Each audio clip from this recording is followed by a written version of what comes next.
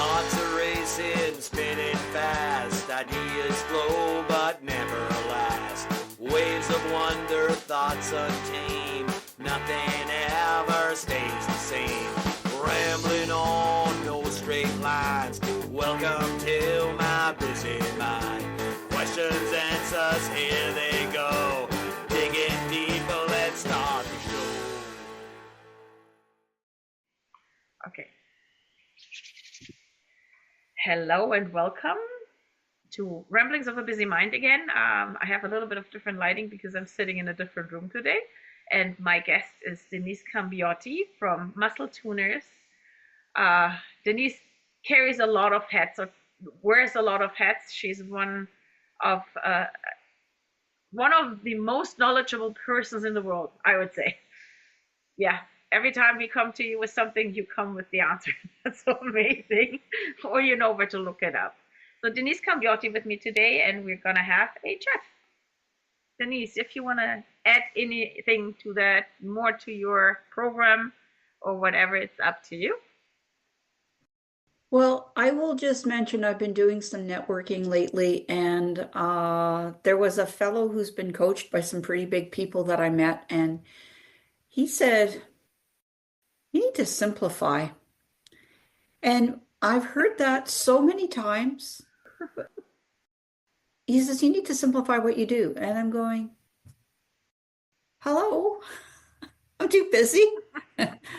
Busy is a 4-letter word, right? So in the last network events I was at, I was inspired, and I basically just said, I mentor people in feeling better. And people actually sat forward. And I went, yeah, in body, mind, and, depends on the group. You could say body, mind, and soul with some groups, other body, mind, and spirit. Other people, it's like you're in your body, your mind, your emotions. That That's usually the one that I lands use. well. So I've tried it on in the last few network events, and people are actually sitting up and going, huh. So that's me. And you do also energetic clearing for businesses, which is really cool. Which, if you're in burnout and stress with your business, that's a good one. Like I love the program of Business Codebreakers. I've been part, like not part, but I have taken part with you and your partner Evelyn.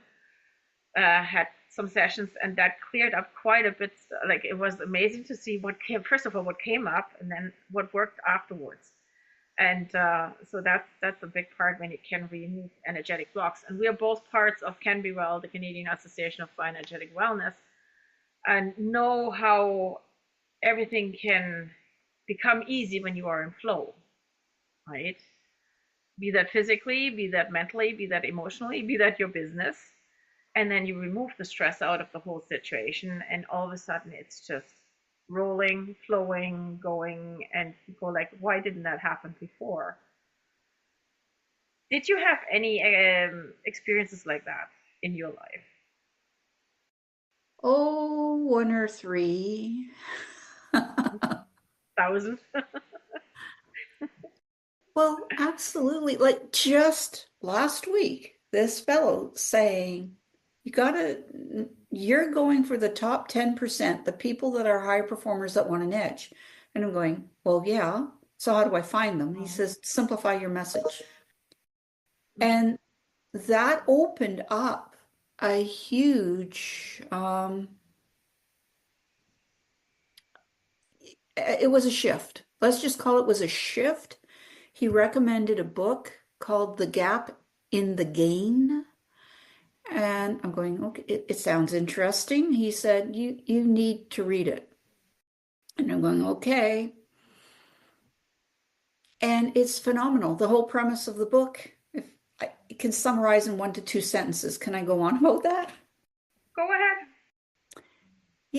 I was saying something, what I was challenged in something. I had my own block in something, and he says, you're in the gap. And I'm going, okay, sure. And he smiled at me. He says, you're in the gap. And he says, you could be in the gap or you could be in the gain. And I'm like, huh? He says, there's this book called The Gap in the Gain. And he says everybody's measuring where they are now to their intended target. Does that not sound like all the entrepreneurs we know? I'm not there yet. Absolutely. And he says, we're not happy because of that, or we're always like the goalpost keeps moving. And I'm going, well, yeah. And he's going, what this book talks about is measuring where you are now compared to where you came from. Mm-hmm. Celebrate that and have the joy in that.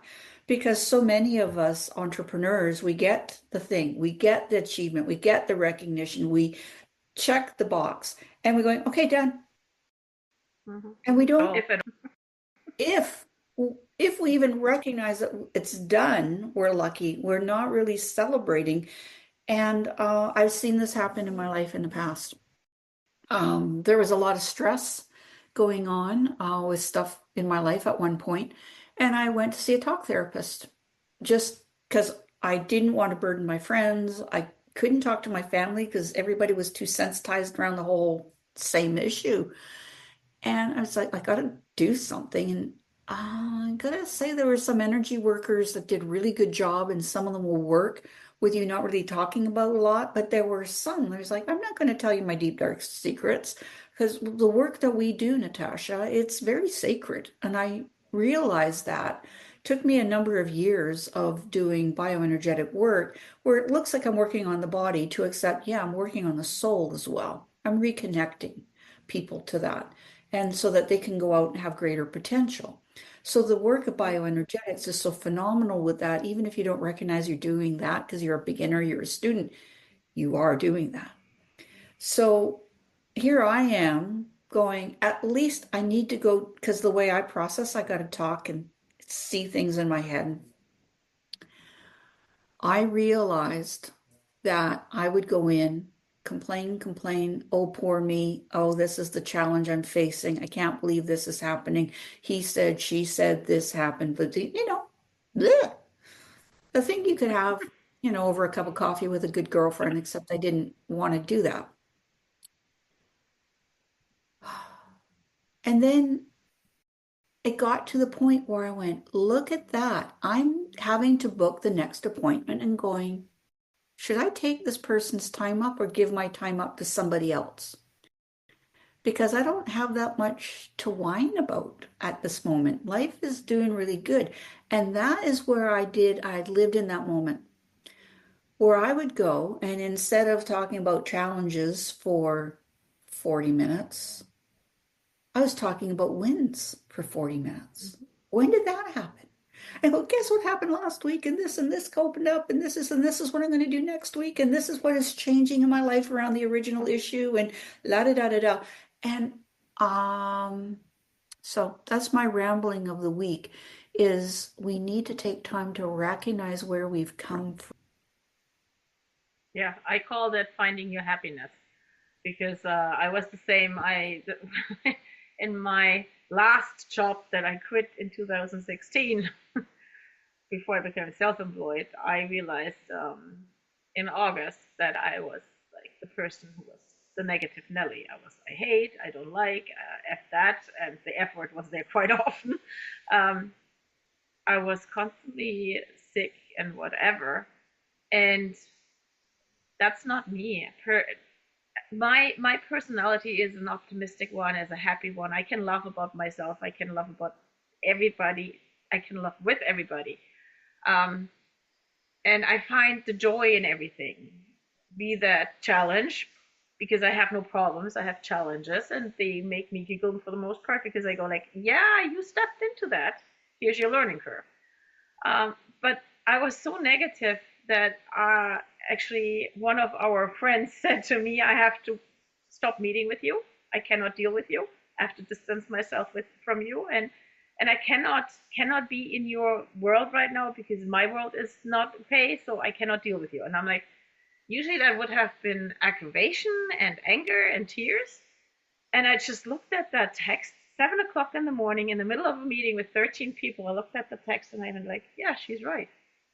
Closed my phone, did my job, went for a coffee in the afternoon with another friend, talked with her because I needed some feedback, and then quit my job 4 days later.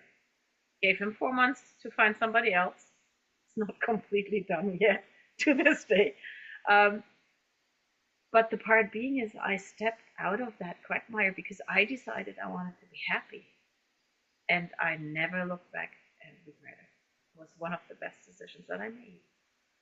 It gave me the time that I need to come to myself. So if I have a bad day, okay, then I have a bad day.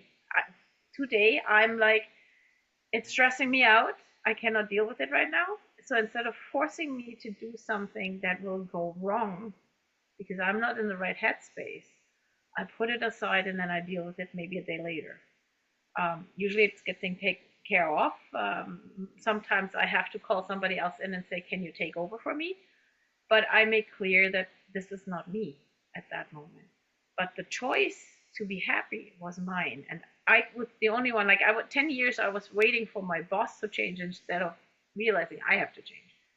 And that came with the realization I want to be happy. And yeah, well, you had basically been lately, what I'm noticing this week is I'm able to reflect and said somebody saw you, somebody acknowledged you, somebody heard you, and your friend gave you feedback saying, I am not in a strong enough place right now to deal with me and you. What a gift. And yes, it could have been hurtful, but when you are up against a wall like that and you really take ownership of it, that's incredible. And when you are running ragged, and I know you talk about burnout and being sick all the time and showing up to do the work because you got to do the work, you got to do the work, you got to show up, you got to be at the meeting at 7 a.m. Like, hello, what's wrong with you? That was 7:10. That was the time when we had 4 times a year, a week to 10 days seminars that we took care of, and I would work 14 to 17 hours a day, feeding 60 people and making sure they had every need covered that they needed. And then you get a text in the middle of that, like such a text, and I went, yeah, go with it. But the point is just when you realize where you're at and that it's not the place you want to be in. The only one who can create a change is you. Nobody can take you at the hand and say, oh, I'll put you somewhere else and then you're going to be happy there, when it's not from the inside, when it's not your innate, when your inner feeling or inner drive to do whatever needs to be done to get you to that place. But most people don't see that. And I see that in my clients. So when you were saying talk therapy, I do sonosomatic work with the talk because I find we're too disconnected between body, mind, and emotions. I call it. It's spirit too, and soul, whatever. But for the most part, body, mind, and emotions, we're too disconnected between the three. Most people deal with mind, most people deal with emotions, or mind and emotions at the same time, but they never include the body into that. And with the singing bowls, I have the ability to put them on you, and it's a very safe place that's created with the sound surrounding you and the vibration on you. So you are in your body when you're dealing with your emotions, basically, when you're releasing your emotions. And the results have been great because PTSD people get to a point where their therapists go like, what did you change? Nothing, I just talked. Right? It's interesting because it can be so easy. But at the same time, when you don't do the complete work, when you just tie into one part of your being, one dimension, we're not one dimensional, we're multidimensional. If you tie only in one part and always just tie on that one part or string or dimension, it's never going to shift because everything else is still out of whack. Well, that was way back when. And since then, I've got a team of people now that I can use in a multi-textured way and have the strings, as you call them, working in harmony. So I've got the cranial people, I've got the naturopathic people, I've got the sound healer people, I've got energy healer, I've got peeps across the world who I can call on for support, different types of things. And I'm just happy I was in a space to be able to release some of the stress. And what I see in my clinic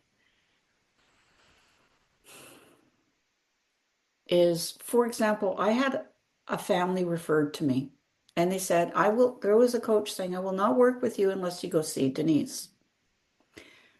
The husband, the wife, and the kid.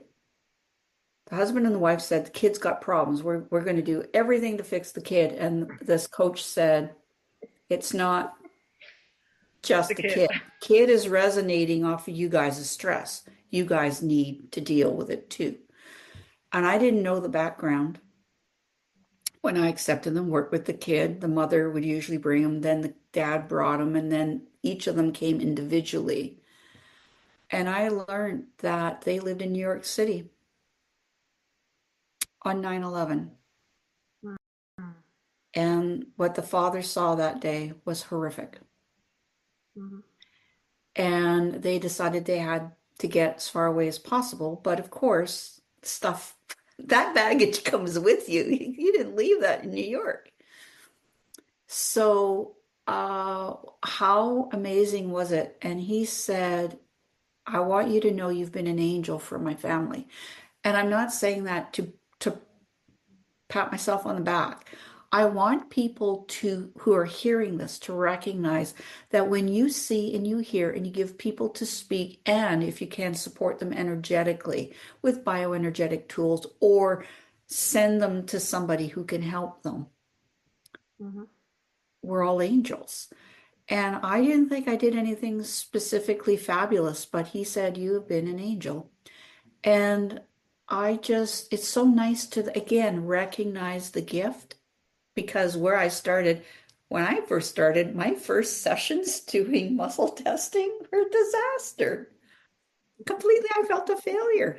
And the thing is I knew there was something in this because I had experienced it from others and I knew I could do it if I had the right guidance and I practiced.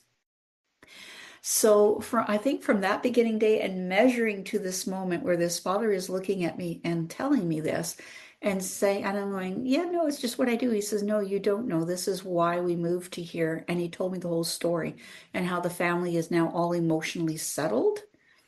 I was like, wow. And yes, we need to work with the emotional component. It is connected to everything. There is an emotional response to every thought, every smell, everything in your environment. And it's either going to drive you to do something positive or drive you to do something not.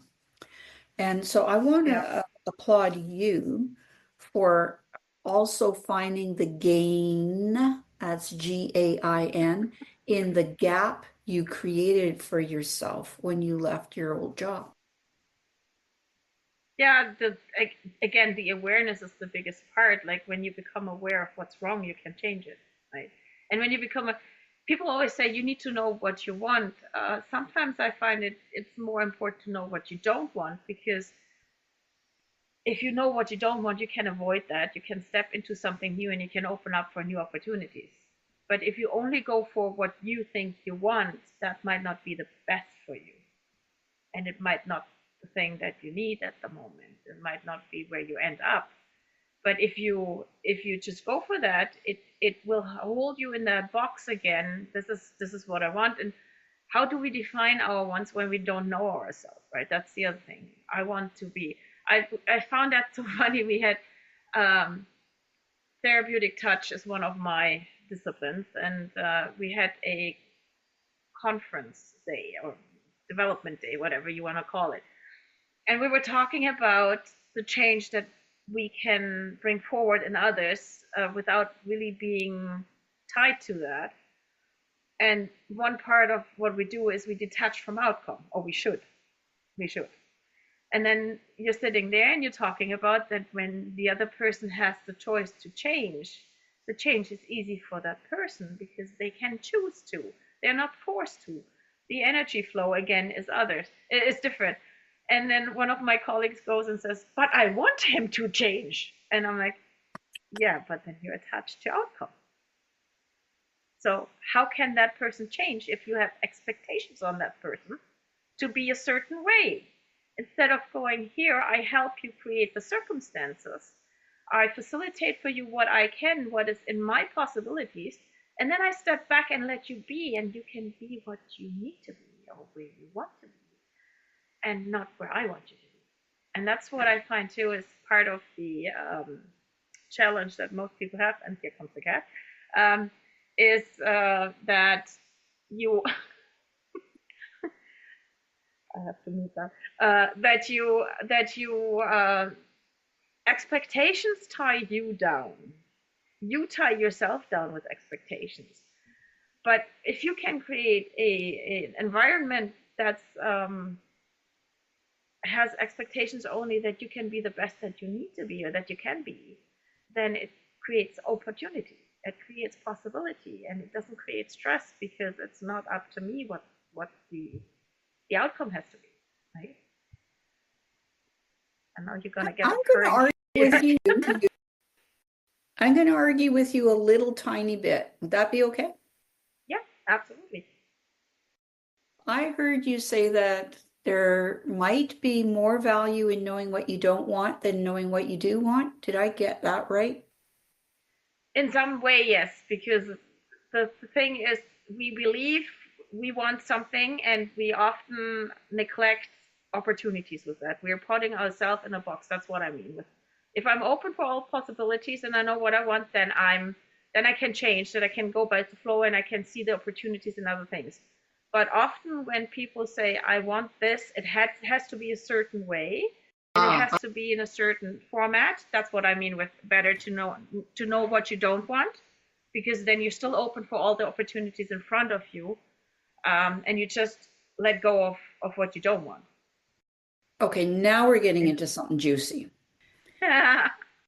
Because I have people coming in all the time saying, I don't want to have this sore knee anymore. I don't want to feel limited in this, I can't lift things.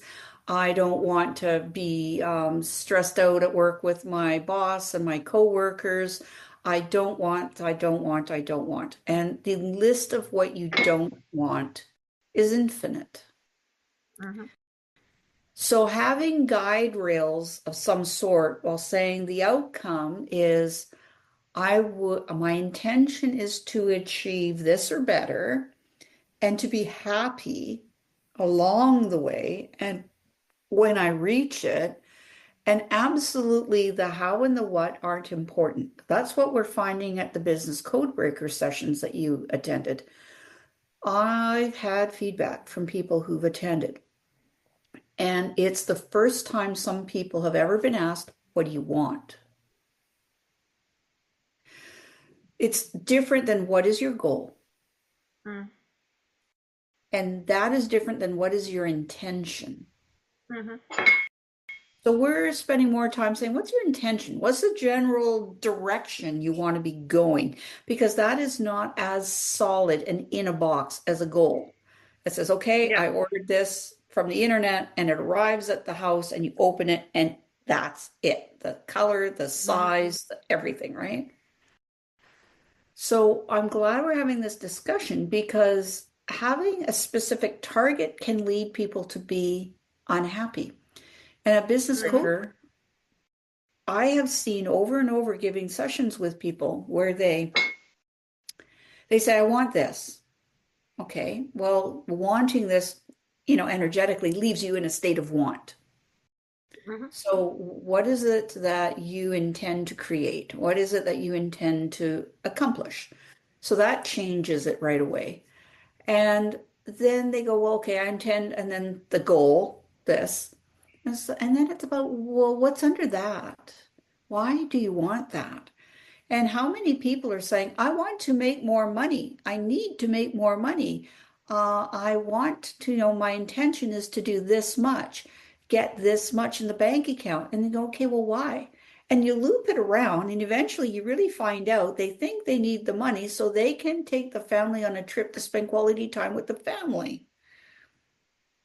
And you're going, well, do you really need, like, how about this weekend you just go to the zoo and you turn off your phone and you're 100% present, or you go walk on the beach, or you just have an activity.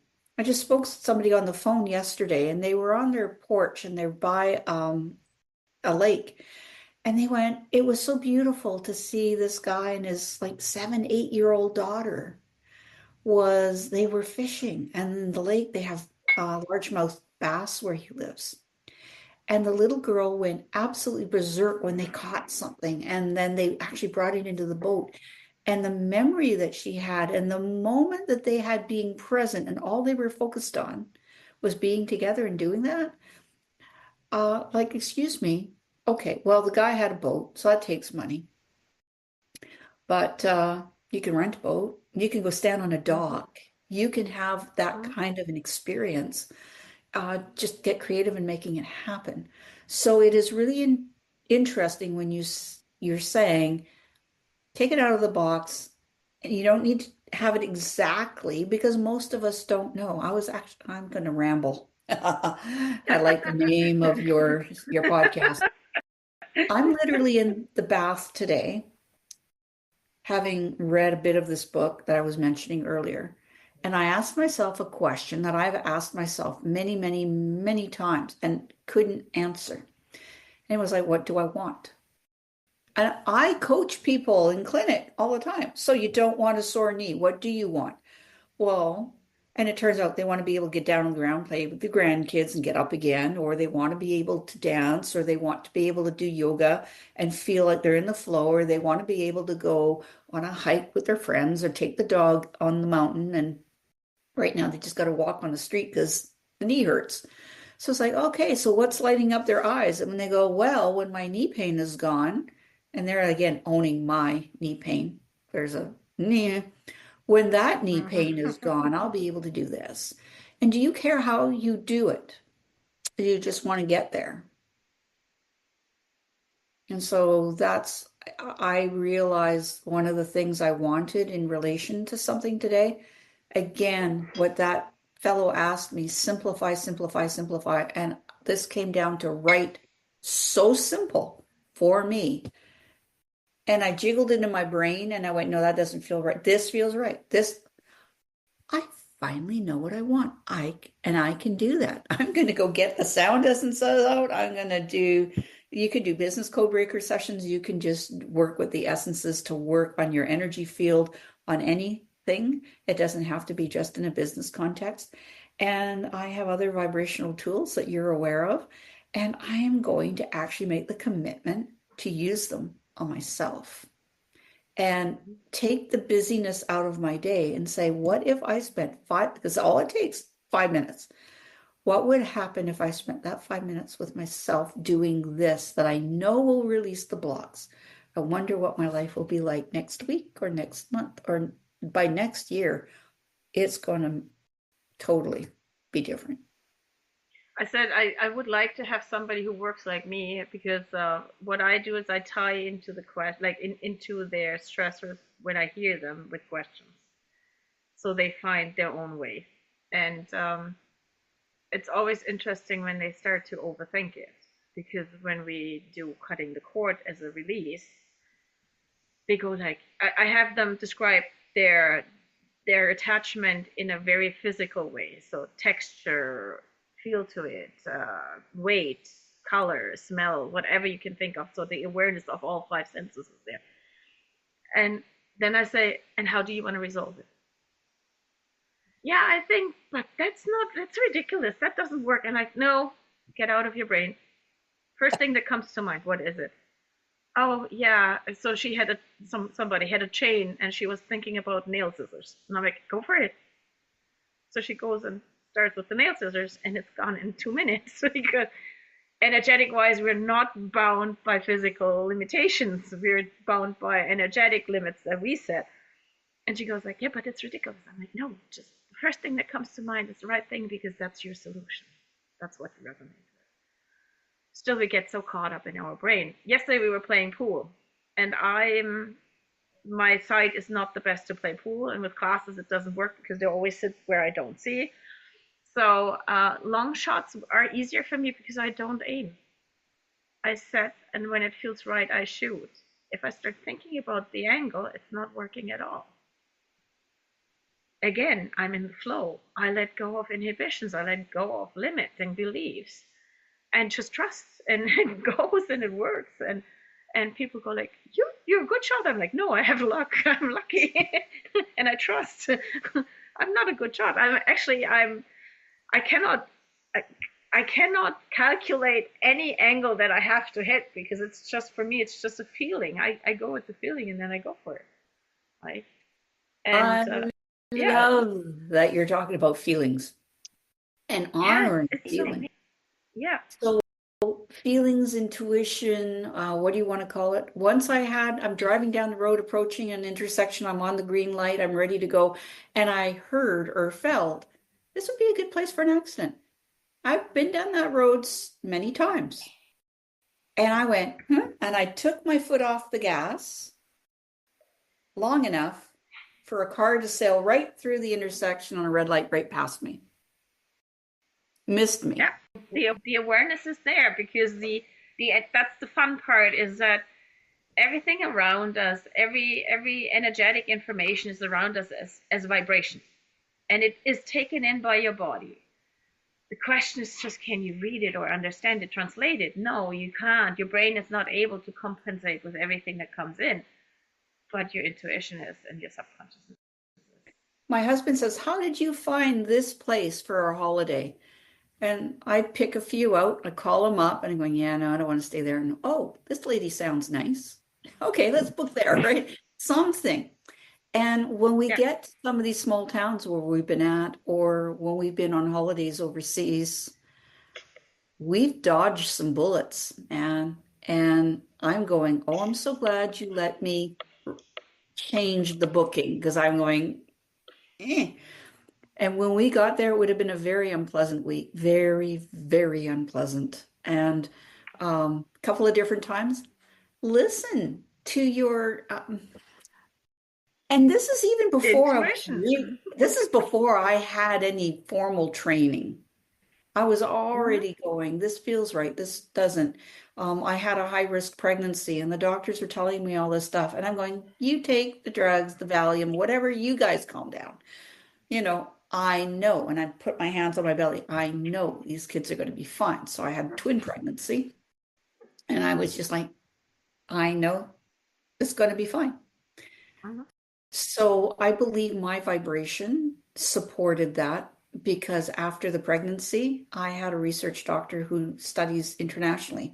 He says, you're only one of 3 women who had that complication where the children were born okay. Mm-hmm. And I went, Well, oh, the I other knew my part kids is were special, but not that special. no, but the other part is too, if you live in fear, if you don't trust, if you live in fear, you're creating way more complications to everything and you're building up more blocks and all of that pays back physically too, right?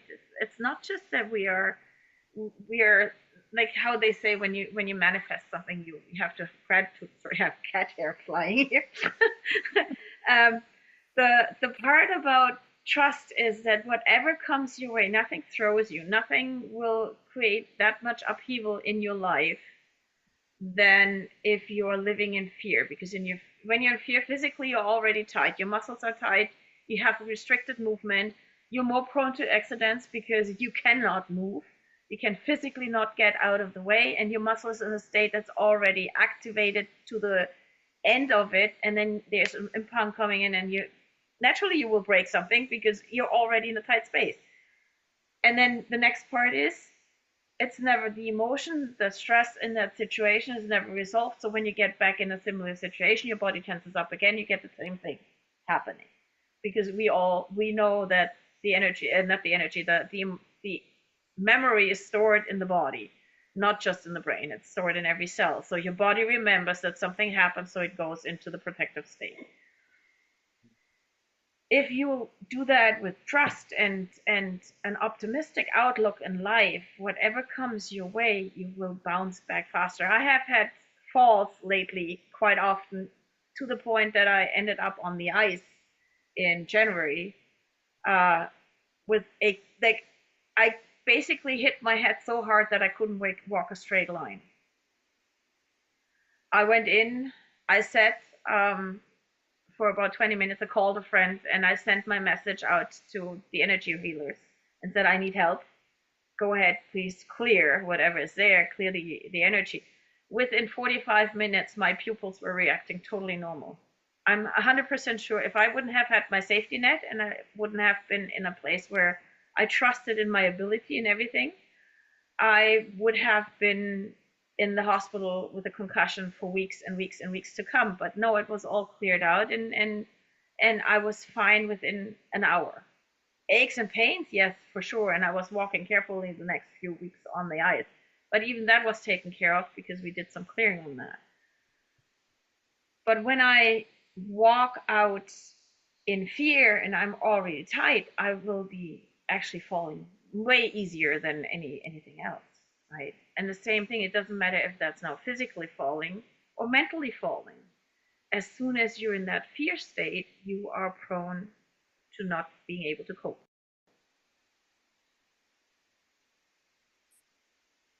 Until you've had the experience of having that emotion cleared, it's just a concept. Mm-hmm.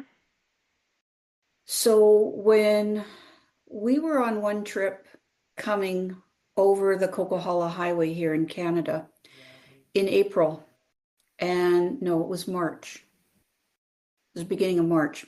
Terrible time to be following a U-Haul trailer with a car, one twin in the truck and one twin with me. And there was this whiteout.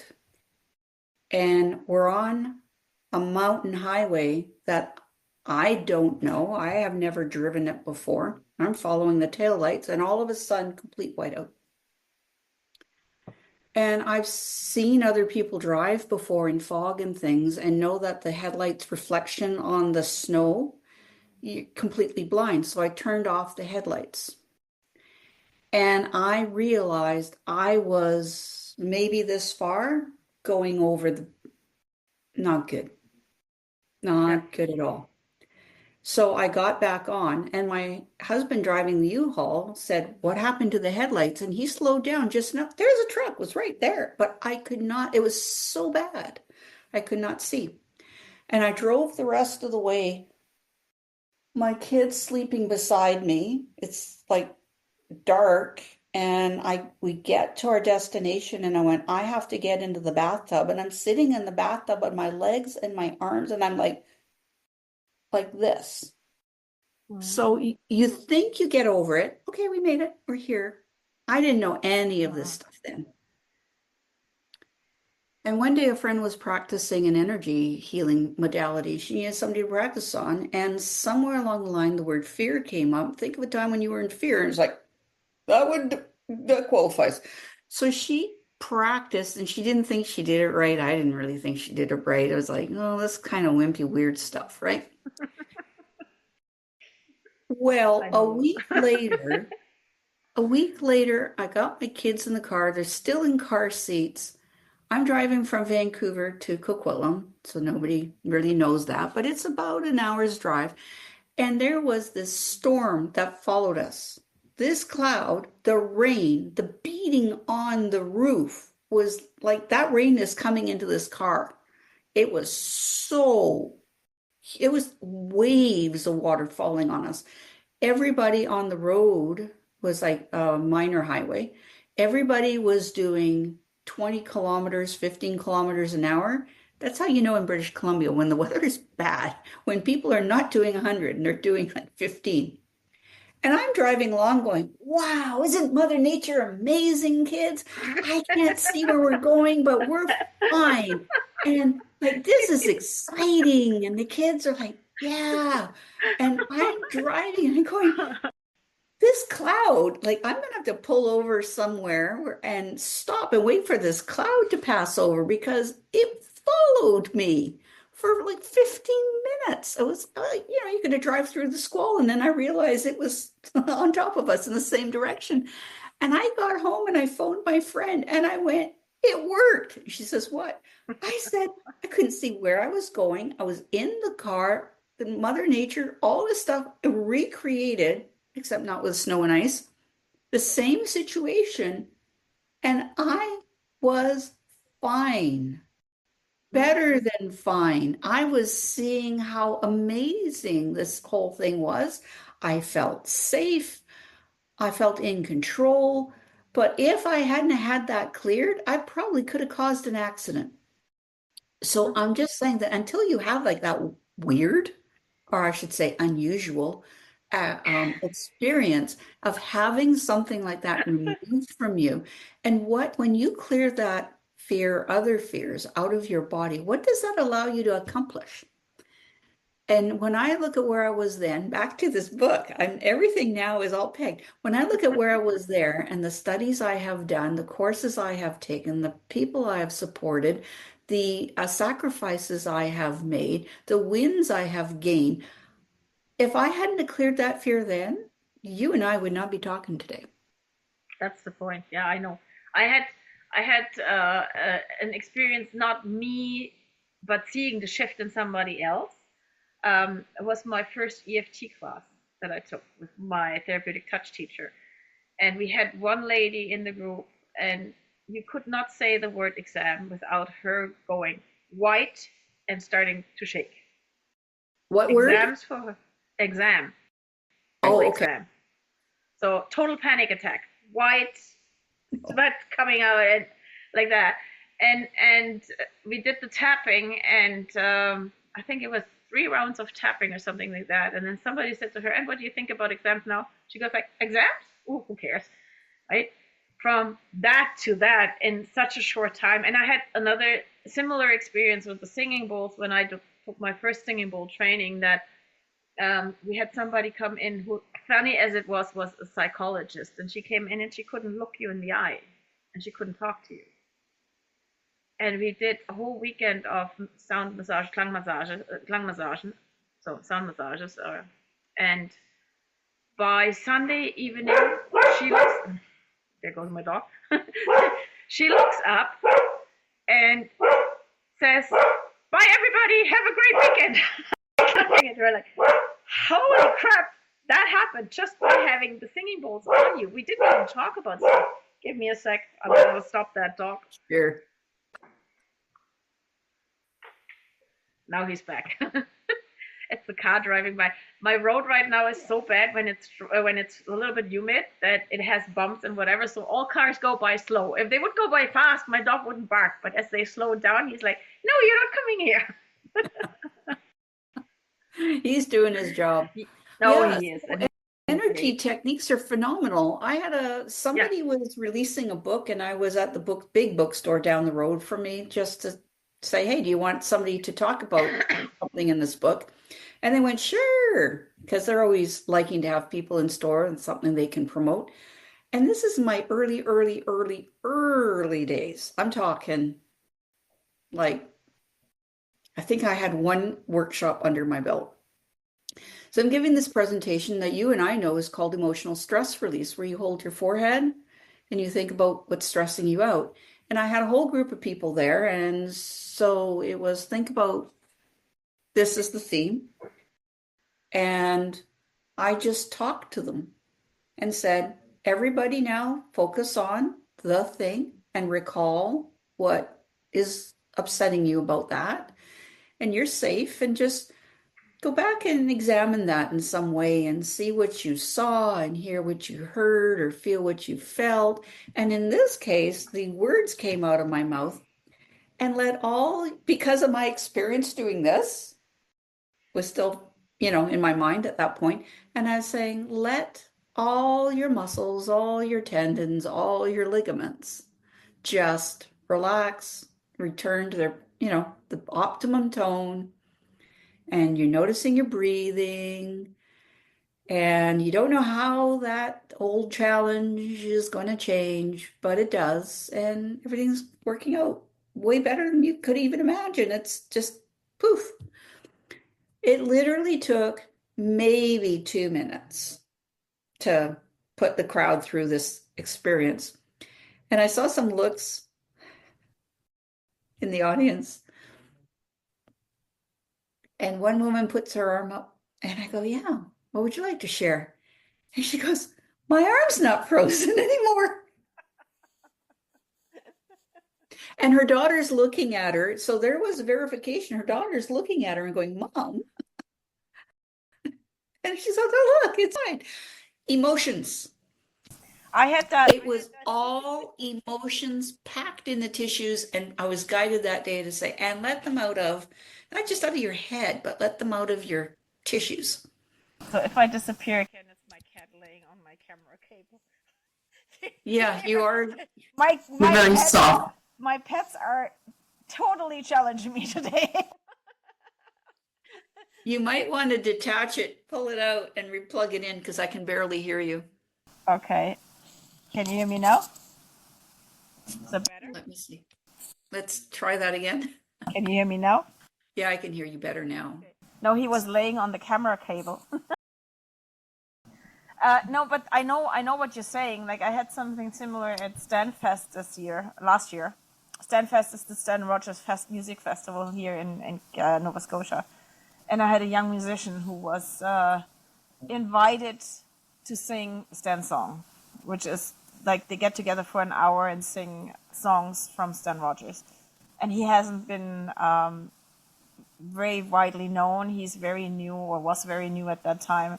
And he comes to see me and says, well, can you help me? I have like tendonitis. I can barely strum my guitar. And I'm like, okay, let's look at it. And I'm like, not thinking about it. I said, when did it happen? He goes like, I don't know, a few weeks ago. I said, when did you learn about Stanfest? He said, a few weeks ago. And I'm like, okay, now close your eyes. What's going to happen when you go on stage? I'm going to be awesome. That's the end of it. It was the excitement and the fear of failing. And I said, what's the worst thing that can happen? Nothing. You might not be the best, but you will sing the song, right?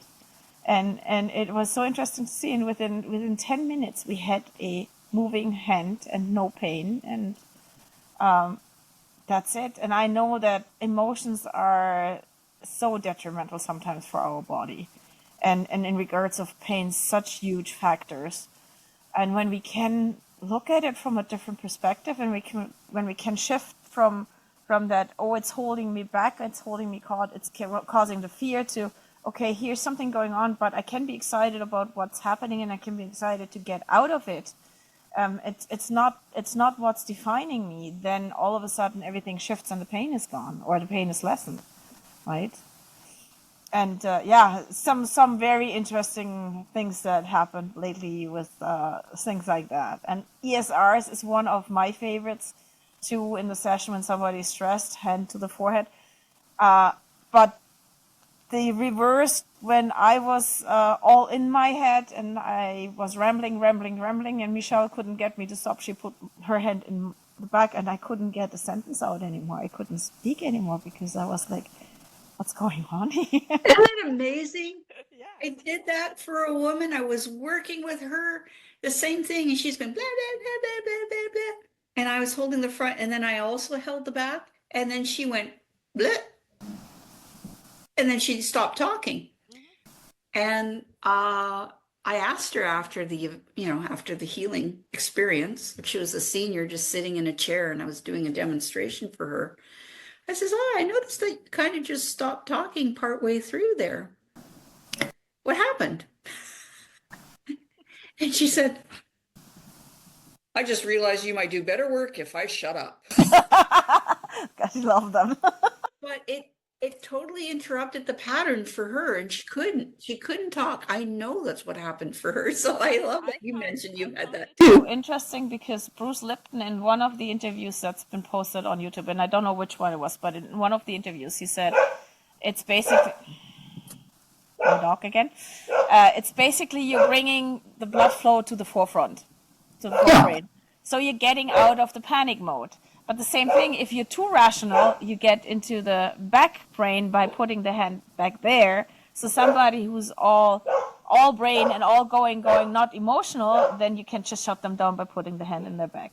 And that's so cool that you can direct blood flow just with putting the hand there, right? Absolutely. Well, we could trade stories like this every day.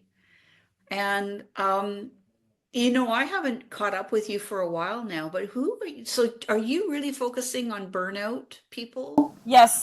So as my story is 25 years and more burnout, and I realized lately that the first signs that I could go in burnout were actually there when I was 18, 20. at that time. And the awareness of to look back and see where did it begin, or where did it start to creep in, and what was my part in that. I hope to open people's eyes to the point where they can see this is what's happening, and I might want to pull the brakes and change my direction so I'm not going into burnout. Or if I'm starting to be in burnout, or if I'm in burnout, this is a way out. So yeah, that's my focus these days. I still do the sound work in person mostly, or I offer it online, not online, remote. I don't like to be on the phone and having something, because the technology is still not to the point for me that I can get it flawless and people don't start thinking about it. I want you out of your brain when I work with you. I want to calm you down. I want to de-stress you, not stress you out because you don't hear that note there. So that's why I'd rather do remote work with the sound. But often things come up, and it's just a matter of using the bioenergetic wellness tools or the awareness, and bringing them into awareness where they can then change themselves.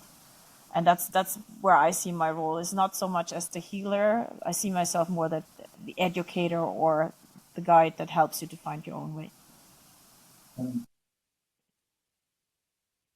Well, it's a challenge when you're in burnout, when you're in overwhelm, when you are drowning, to know where to turn to get help. That's the point, exactly. And most people come and say, don't be like that, or what you want. Like, it's not, you get a lot of judgment from others and expectation from others not to be the way that you are. But on the other hand, you cannot get out of your head. You cannot get further ahead because you're already so stuck in it that you don't know where to turn to. And that's where I learned, when I work with my people without judgment, they can be whatever. If you want to sit in my chair and you want to sleep for an hour, that's fine by me, because it's your healing too, right? I just create circumstances for you to find your peace of mind for a second. And if it's just a second that you can take a breath, that's already way better than nothing.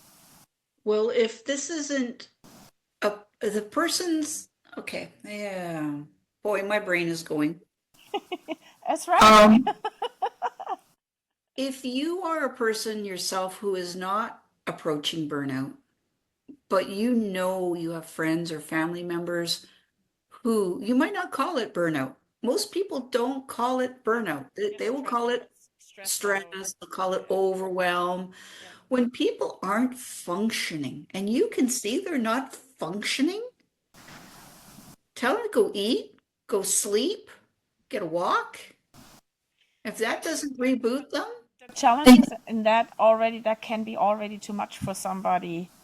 right. And they need to go get help. So this is, don't wait for somebody to say, I want to kill myself, to say, you need to go talk to somebody. You need to go find a healer. You're chemically imbalanced in the brain. Go talk to your doctor about it, because you don't see it, because you're living in that world, which is normal for you, but the rest of us know it's not. So it's about gently being able to assist our friends and our families, members, or even strangers.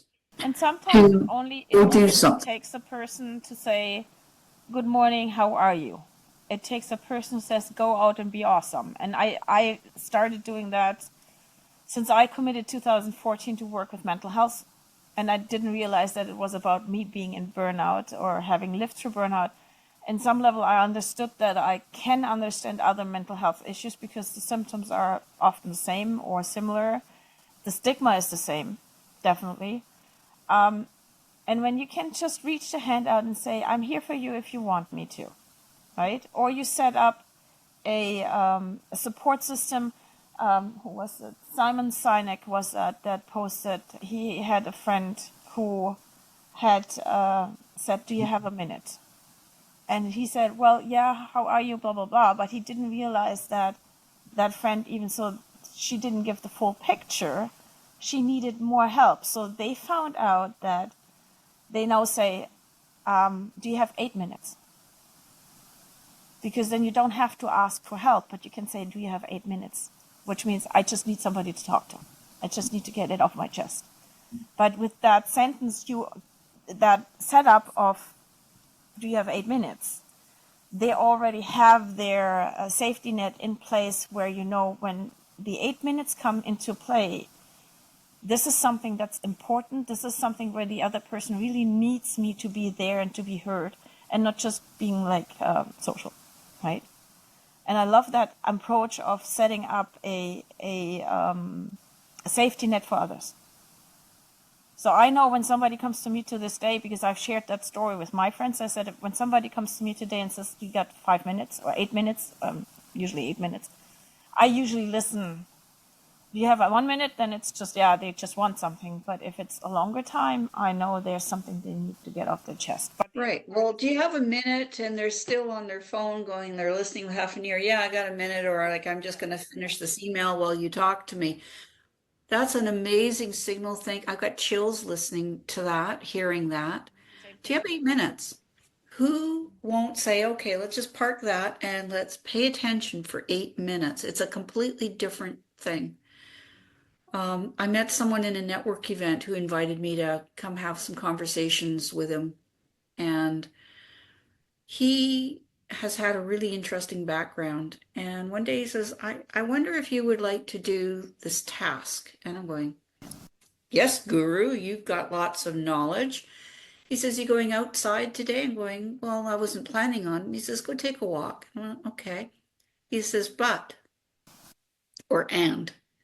and while you're walking, I want you to look in the eye everybody that you pass and smile at them. Mm-hmm.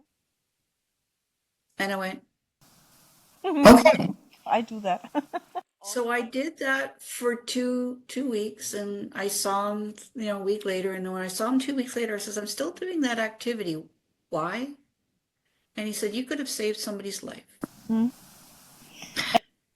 People aren't being seen. People aren't being acknowledged. And you know what I told him?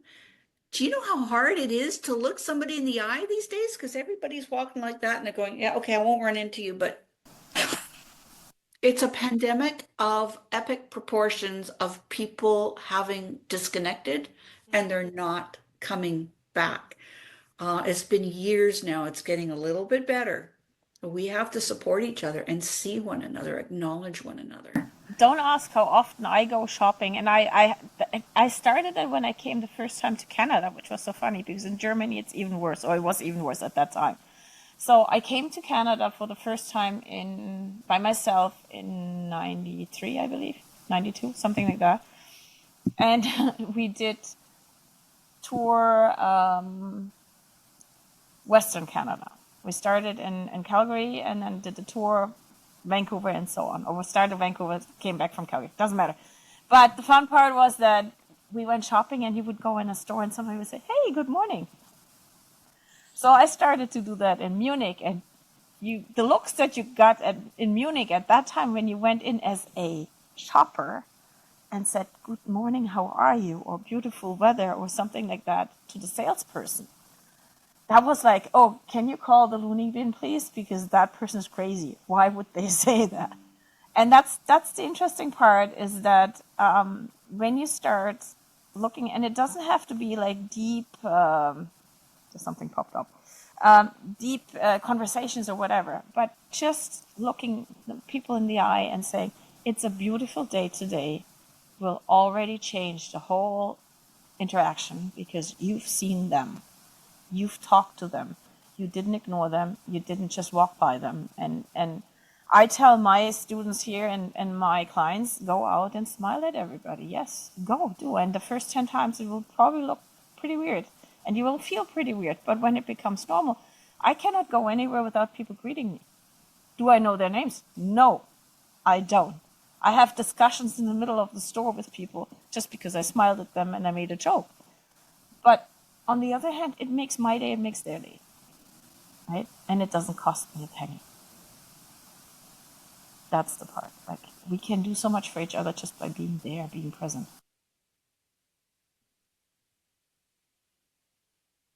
I can't top that. I think we got an hour in of 30 minutes. That's what I love. Like when the discussion flows and the conversation flows, it's so nice. And I knew it would be a longer one with you because I know your knowledge and I love you for the things that you bring to the table. Is there anything that you want to close for people, like any tip, trick, whatever you can think of that you would tell people when they're thinking they're going stressed out, when they're overwhelmed, anything that you would say is the most important part? Well, let me just put my background up here if it's being seen. My website's muscletuners.ca, and near the top, not right at the top, but near the top, there's 3 buttons, and one of them is tips. The emotional stress release tip is there. There's tips for helping release stuck shoulder. There's, different tips. And I will not harass anybody if they sign up with their email. You won't get endless autoresponders from me. I do want to end with this thought that most of us are driven to do something when we're in pain. And that could be physical pain. It can be mental pain. But usually physical pain gets people moving, because if you can't turn your head while you're driving, that's dangerous. And if you can't get out of bed in the morning, that's a bit of a problem. So if you're starting to notice that you have pain or you have muscles that aren't working properly from a muscle tuner perspective, I want people to hear the message. Every muscle you have is connected to an inner organ or a gland. I don't have to tell you the how. All I can tell you is that they are.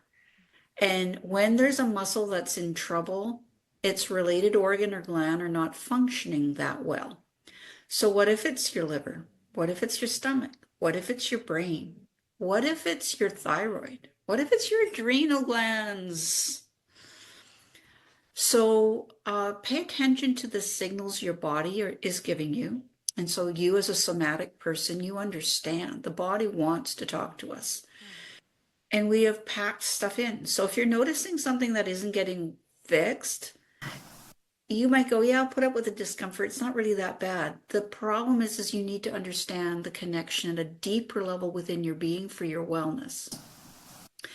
And if you want to thrive, if you want to reach your potential, if you want to be there for your family and your community and the people at work, because all that matters to you, but this pain doesn't matter to you, you have to take care of yourself. Mm-hmm. So that you can last and you can share your love and your gifts in the world. Absolutely.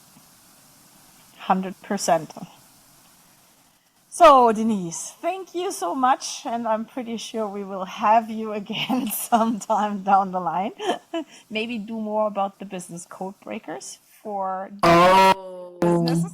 That would be so nice. And I love, as I said, I love the things that you bring to the table, because I've never seen you not have not per se the solution, but the push to the solution, or the tip that brings you further when something came to the table. And I value for that. Like, I value that. I value for that. Let's say this way. And I appreciate you for that. So this was Denise Cambiotti today. Her information will all be underneath the video in the captions. I had trouble with that yesterday. Couldn't put that out. And if you are interested, just reach out to her. And she's an amazing person to work with. And I think I have to stop now because my mind's getting scrambled after an hour of talk.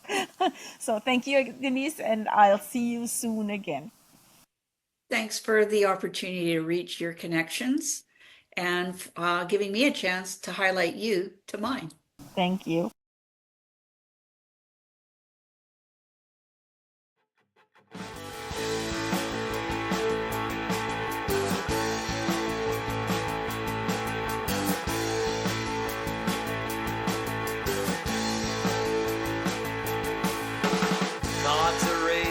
Spinning fast, ideas flow but never last. Waves of wonder, thoughts untamed, nothing ever stays the same. Rambling on, no straight lines. Welcome to my busy mind. Ideas fade, all the shine. Oh, welcome to my busy mind. Questions, answers, here they go. Digging deep, let's start the show. Jesus, here they go.